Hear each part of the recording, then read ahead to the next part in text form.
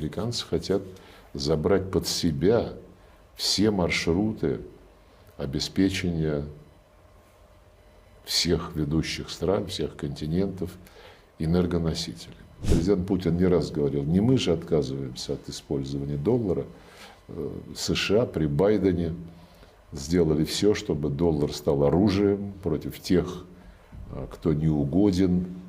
Ну и замечу, что администрация Соединенных Штатов при всех высказываниях, которые мы слышали о том, что вот надо ликвидировать развязанную Байденом войну на Украине, надо договориться, убрать ее с повестки дня, и тогда откроются ясные и яркие перспективы российско-американского взаимовыгодного инвестиционного и прочего взаимодействия. Но все те законы, которые Байден принимал для наказания России после начала специальной военной операции, администрация Трампа не оспаривает. Вот в апреле был продлен закон о чрезвычайном положении, сердцевина которого – это наказание России, введение санкций против России, включая замораживание наших золотовалютных резервов. Прямо так и записано: в связи с враждебным поведением России в области внешней политики. И в качестве примеров приводится вмешательство в выборы Соединенных Штатов, то, против чего президент Трамп ежедневно категорически выступает и отвергает все это, ну и нарушение международного права, прав человека, чего там только нет. Это все байденовщина, чистой воды, которую Трамп и его команда отвергают. Но, тем не менее, спокойно продлили закон, санкции против России продолжают действовать. The United States, which for many years has been the engine of the global economy and the regulator of global finance, has used the role of the dollar to strengthen its dominant position. It is already objectively losing its economic influence and its weight in the global economy. At the same time, countries such as the People's Republic of China, India, and Brazil are rising. Very interesting processes are taking place on the African continent, linked to the fact that Africans increasingly want to stop exporting their natural resources and instead build up their own industry, as the Soviet Union began to help them do, and so on. Many centers of rapid economic growth, centers of power, centers of financial and political influence have appeared. The world is being reshaped. This is happening in a competitive struggle. The West does not want to give up its once dominant position. Moreover, with the arrival of the U.S. leader Donald Trump's administration, this struggle to suppress competitors, if you will, has become particularly evident and open.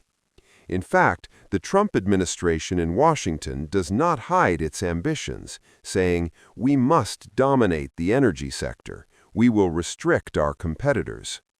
In April, the law on the state of emergency was extended, the core of which is the punishment of Russia, the introduction of sanctions against Russia, including the freezing of our gold and foreign exchange reserves. This is stated explicitly in connection with Russia's hostile behavior in the field of foreign policy. Examples cited include interference in the United States elections, something that President Trump categorically opposes and rejects on a daily basis, and violations of international law and human rights. You name it, it's all there. This is pure Bidenism, which Trump and his team reject. Nevertheless, the law was quietly extended, and sanctions against Russia remain in place. Sanctions were imposed on Lukoil and Rosneft in the fall, a couple of weeks after a very good meeting between Russian President Vladimir Putin and Trump in Anchorage. Remaining as open as India, China, Indonesia, and Brazil to cooperation with all countries, including, of course, such a major power as the United States, we find ourselves in a situation where the Americans themselves are creating artificial obstacles along this path. We are simply forced to seek additional secure avenues for the development of our financial, economic, integration, logistical, and other projects with the BRICS countries. This is not directed against anyone, especially the United States. It is simply because the United States is exercising strict control over all processes in the areas I mentioned and demanding unilateral concessions. Therefore, without refusing to engage with them to the extent that they are willing to do so on a mutually beneficial basis, we are of course interested in working with our BRICS partners to create an architecture that will not be subject to the unlawful actions of any player on the Western flank. The process of forming the Greater Eurasian Partnership, Vladimir Putin's international initiative to create comprehensive, mutually beneficial economic cooperation, is underway. It began with relations between the Eurasian Economic Union, the Shanghai Cooperation Organization, and ASEAN. In this context, they also took into account the People's Republic of China's Belt and Road Initiative. The heads of the executive bodies of each of these organizations meet periodically to exchange information about the plans that each of them has and is developing. This allows them to make decisions about which projects can be implemented more effectively and at lower cost through cooperation rather than duplication.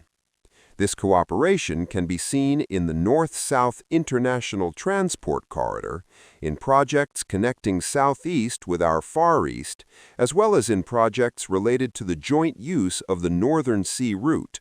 So these processes are ongoing. Some are now actively trying to introduce artificial intelligence into the military sphere. Probably it is the right of every country to see how this will happen, but already there are attempts by some countries to subjugate, to create some kind of mechanism under their control, and to subordinate to this mechanism everything that states do, can do, and have the right to do with artificial intelligence in the military sphere.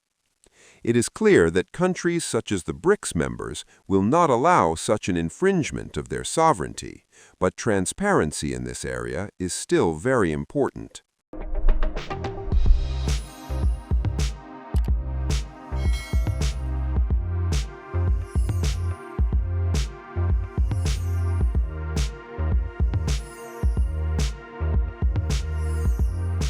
Times of India videos, your daily dose of India and the world.